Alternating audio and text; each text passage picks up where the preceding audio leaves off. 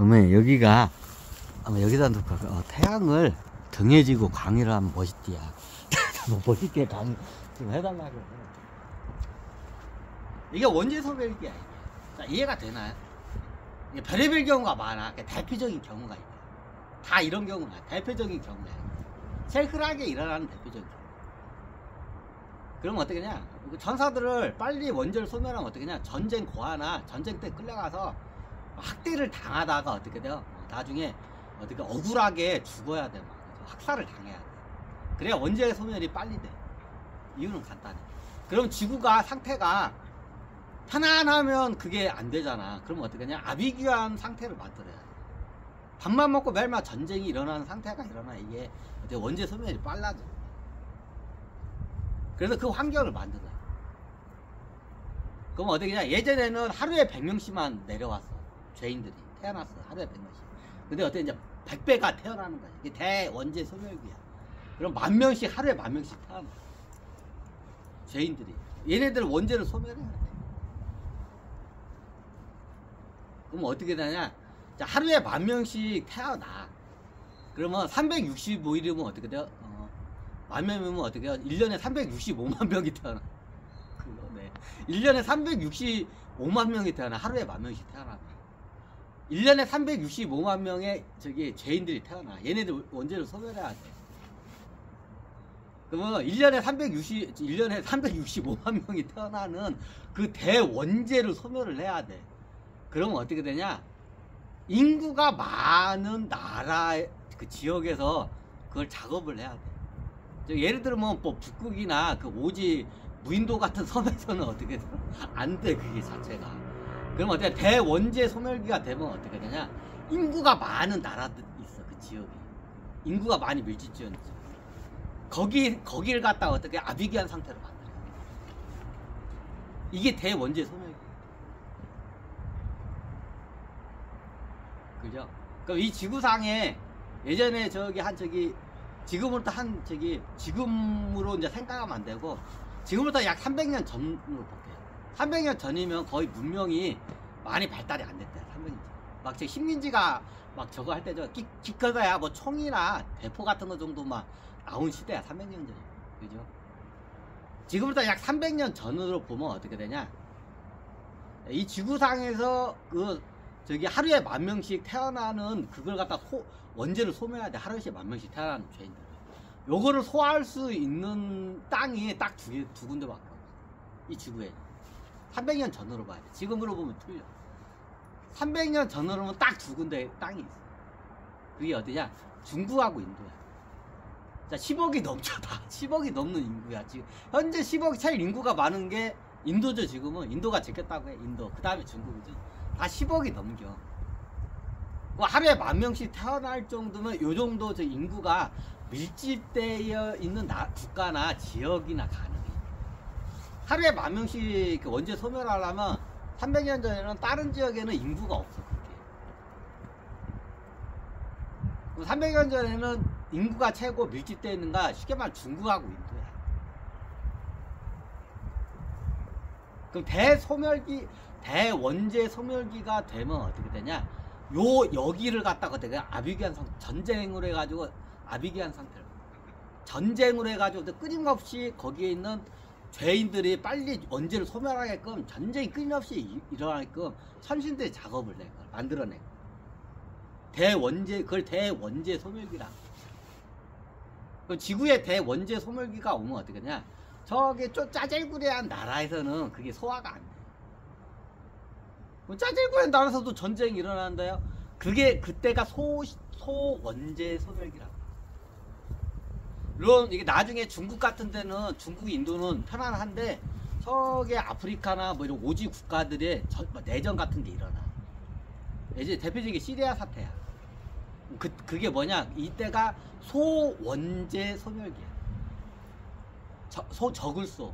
원재가 이게 전사들이 전쟁이 일어났는데 원재가 그렇게 많지는 않아. 이게 소원재 소멸기라 해. 대표적인 게 우리가 겪은 게 그 시리아 사태. 아니 그거 요즘 우크라이나하고 여기는 아니야. 여기는 진짜 지구의 사정에 의해서 일어난 전쟁이고 이게 전쟁이 다 일어난다고 천신들 다 조작한 건 아니야. 인간들이 하는 경우도 있고 천신들이 조작하는 경우도 별의별 경우가 많아. 그 환경적으로 해서 어쩔 수 없이 일어나는 경우도 있고 그게 별의별 경우, 그 사고적으로 일어나는 경우.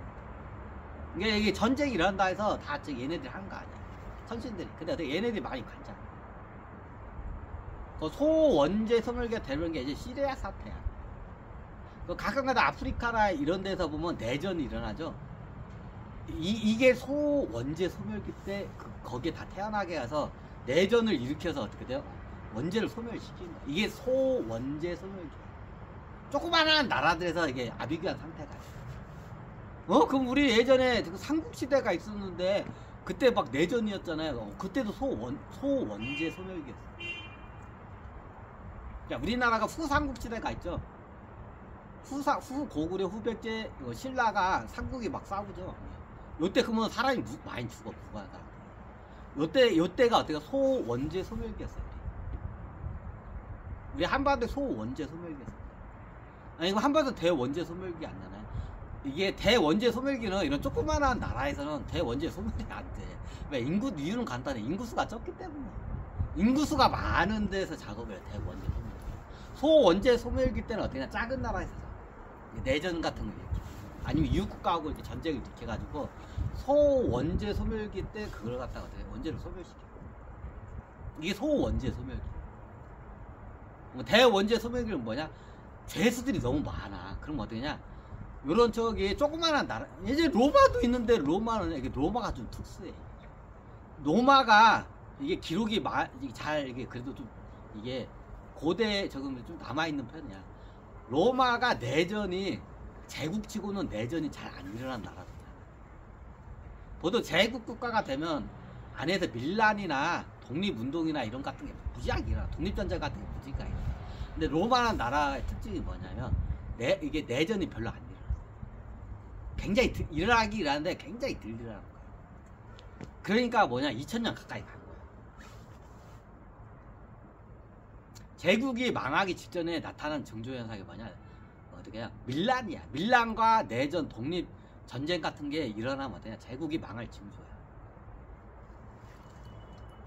제국이 망할 징조를 보면 내전이 일어나면 망할 징조야.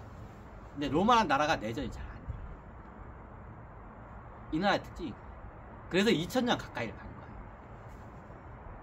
이제 로마 영화 보면 무슨 소리 봐. 노예들이 막 쿠데타도 일으키고 그러는데 그게 적은 거야, 굉장히. 그 횟수가. 굉장히 적게 일어나는 거야, 로마가. 내전이 굉장히 적게 일어나는 거야. 이런 독립전쟁도 적게 일어나.